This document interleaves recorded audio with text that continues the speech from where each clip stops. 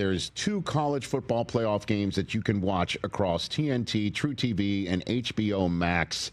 They are Ole Miss hosting Tulane, and then James Madison at Oregon, and Champ Bailey part of all the coverage on the family of networks at Turner back here on the Rich Eisen Show. So let's jump into it here, Champ. How are you and the rest of the crew going? Because obviously this is big. College football games are big. Not to get too deep into the business of it, but Turner and ESPN striking a deal for these 2 games, it's big business for everybody. But how are you going to handle the subject matter of James Madison and Tulane playing in games that a lot of people who are tuning in don't think they have any business being in, Champ? Well, here's the thing, and I think we sit in a perfect spot as we're only doing post game. So understand we'll be reacting to what's happened, not predicting and making assumptions, right? So for us, I think we have a unique spot to speak on what's happened in the game immediately after the games. And, I was a little iffy about it at first. I'm like, why are we just doing post game? Well, I like it because it gives us sort of a some pregame insight before anybody else can speak on what's coming up next. Yes, sir. Right? The next round of playoffs. So here's James Madison and Tulane with a chance to silence all the critics, because I got to admit, I'm one of those people that say we need the 12 best. I said this long before they even qualified for a playoff spot. And I still believe that. Now they can go prove themselves as worthy of that spot. And they are, based off the criteria that exists. But I think ultimately we want to sort of have what the NFL has. The NFL always has the best of the best, right? There's never a question of, should this team make the playoffs or not? That's never in question. It's your record is your record. Everybody's schedule is hard. And until we really figure that part out, we're going to be in this place where we're trying to figure out who the best 12 are. And I don't like the criteria now, but it's acceptable as we progress towards what's really fair and balanced across the league. Yeah, because again, I'm assuming you're doing post game after both of these games, right, Champ? After the JMU game, right? The final game, the JMU Oregon game, we'll do post game. Okay, live on set. Okay, in Eugene. So the issue again is you'll be able to have your first. You'll then be the crew to have the first crack at did these teams deserve to be in or not, right? Yeah. And if I'm the coach of either of these teams, I am 100% playing the nobody believes in us card. I'd play it. Yeah. I play it as if it's every card in the 52 card deck that's in my hand now. I would too. I don't blame them. If you look at the conferences they come from, there's no doubt that they're an inferior group of colleges. Right. But that doesn't mean that they can't win a game. It's possible, but it's unlikely. And just based off the strength of schedule and historically what's happened with these type of matchups. I mean, look at Tulane, for example. They lose 45-10 earlier to Ole Miss in the season. Now, it's a little tricky now because Lane Kiffin's gone. John Summerall, he's going to hang back before he goes to Florida and coach. And a lot of things going on, a lot of distractions. So this is a perfect climate for Tulane to sort of have an upset victory in a game like this. So I'm looking forward to that one more than anything. So who's the best team in this tournament, do you believe? Is it your alma mater? Could it be Indiana? Because we saw what happened in the Big Ten championship game, and clearly, the Ohio State is outstanding, and last year lost their last Big Ten game, and it didn't matter. They won it all. Yeah. What do you think? Or is it somebody I didn't mention? I do believe the Bulldogs are playing better than anybody right now. And, everything's clicking at the right time. You saw them progress throughout the year and get better and better week in, week out, especially on defense, which I believe is the thing that helps win championships more than anything. It's turnovers and defense. If you're not getting stops, you don't have a chance. Now, Indiana has proven, they knocked off the defending champs. But I'm a believer in it's hard to beat a team twice. So if they ever met up with Ohio State again, I don't think they could beat them again. Ohio State missed field goal here. Little things happen throughout that game. So I do feel like that was a very evenly matched team. But the top three teams, I believe, are Ohio State, Indiana, and Georgia. I do give Georgia the edge, and a little bias there, but at the same time, man, they've proven that they belong in this top four as they did the previous season. So, for what it's worth, man, we got to play the game, and I'm looking forward to it. But again, it's a toss-up at this point on who can pull this out, because you can't sleep on Texas Tech, and the sleeper to me out of all this is Oregon.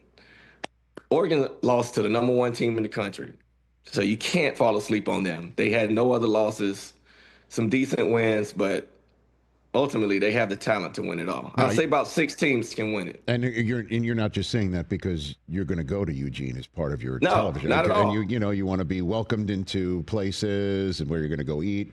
But and you just mentioned 6 teams. So then let's on the screen here. All the teams that are playing this coming weekend, which one outside of Oregon and the other 4 first-round byes do you think has the best chance to go on a run here and be a Cinderella, if you will? Wow. I'm going to say Texas A&M. Okay. And, Marcel Reed is the real deal. So anybody who has a quarterback that's impressive like that, and they've been tested, you saw them come back and beat South Carolina, you can't overlook that. Like, I know South Carolina's had a sort of down season, but they're still a tough SEC opponent. And for them to come back and win the way they did, it kind of shows some resiliency there. So I can't look past them with a dynamic quarterback they have. I give them a chance to be that 6th team, to potentially win it. Champ Bailey here on the Rich Eisen Show, college football playoff postgame show on TNT after the game in Eugene, Oregon, and after the first weekend of games of the college football playoffs are over. Everyone should catch it on TNT Sports and throughout the family of networks right here on the Rich Eisen Show. That picture behind you, what is that? What do we got behind you right there? Oh, man, that was my last pro win, the AFC Championship. We went on to lose the Super Bowl, but we won't talk about that. Understood. But that's a picture of all my guys, us holding up the trophy, my last win in Mile High. Well, I got to be honest with you. That scene may play out again in a couple of weeks. And speaking of Oregon, Bo Nix coming off the campus there in Eugene, 22 wins right now in his first 2 seasons that aren't even complete. What do you make of the current Denver Broncos, champ? Man, unbelievable run up to this point. And, obviously the defense gets a lot of the hype. Bo Nix does too. But it is a lot of great role players. When you look at their defense, I think the 2 stars, Nick Bonito and Pat Surtain, PS2 are they're the guys we talk about. But there's so many role players on that defense that are just that's balling. On the screen right there, champ. That interception last week is game changer. That's why he doesn't get much action. You know what I mean? Like that's why nobody throws his way. That's why. And I was really surprised that he threw it the way he did. And I'm like, man, he's in perfect position. And a guy with his length, he can pick off any ball that you throw. If he can get to it, it's going to be a problem for the quarterback. So I was a little thrown off by that throw. But, if you're going to get it out there, Watson's a speed guy. Let him go run under it. And, unfortunately, that's not what he did. And it changed the game. And that put them on the path to win the game. Yeah, and I'm a believer, that Denver could really do this. This is real, could. Right? Yeah, I do believe they have a shot. They haven't been perfect all year. Like they started some games slow, but again, I always go back to what people do in situations. When they gotta have it, do they rise to the occasion? And they've done that all year, so that can't be overlooked. Let's talk about some of the Hall of Fame friends of yours that you played with, starting with Peyton Manning. What's your favorite Peyton Manning story? Oh, my God. Oh, well, I won't put him on blast or anything like that, but, he's obviously a funny guy. I mean, I watch their Manning cast probably every week. Every time they're on, every time Monday night comes around, I'm probably going to watch their version instead of the original version of Monday night, only because I learned so much. And it's really and it was no different when we played together. He walks into the locker room and he's just a year ahead of me. So it's not like, this is a point where we're both double digit years in our career. He lands on our team. And now I'm not the old guy anymore or the only old guy. Mm-hmm. I have another proven leader to kind of, lean on. And he was nothing short of great, and, I was fortunate enough to have that time my final years. And, he was amazing to me. He was amazing to our team. And he obviously went on to win a Super Bowl a couple years after my retirement. So, man, the dude is a winner. And he wins and does great at everything he does. So it's kind of hard to throw him under the bus. Oh, I'm not asking you to throw him under the bus. No, I'll give you anything crazy. But, he's one of a kind. And, he is as advertised. But, I mean, the sheriff showing up, where Elway had left a void. Oh, yeah. It couldn't have been more monumental, obviously. You were there for Tebow time, and that ran its course. That ran its course. And then Elway's like, here's what we're going to do. We're going to get Peyton Manning, and we're going to have him finish his career here. That had to give a jolt to the locker room. And I just love the fact that you say that he taught you football, or taught you something about football. He's still teaching me football. I love it. Right. I love that. Yeah. He's still teaching. And it's not, and it's funny. I don't know if he's even trying to teach. I just think he loves to talk about the game and gives insight that's invaluable. Like you can't get that anywhere else. Yeah. So the platform that he's had, I always tell kids, man, if you really want to learn about the game, like go watch the Manning cast, and you just pick up nuggets here and there.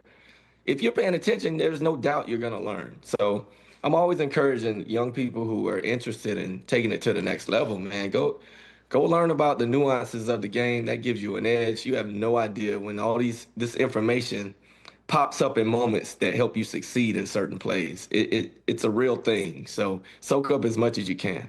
Speaking of kids learning the game of football, pop up the photograph here. What about the kid in the middle there in 2000, in between Darrell Green and Deion Sanders in Washington? What about that kid, champ? Look, man, I'm on cloud 9 right there. You gotta think. I grew up my first game was watching the Redskins in the Super Bowl when I was 5 years old.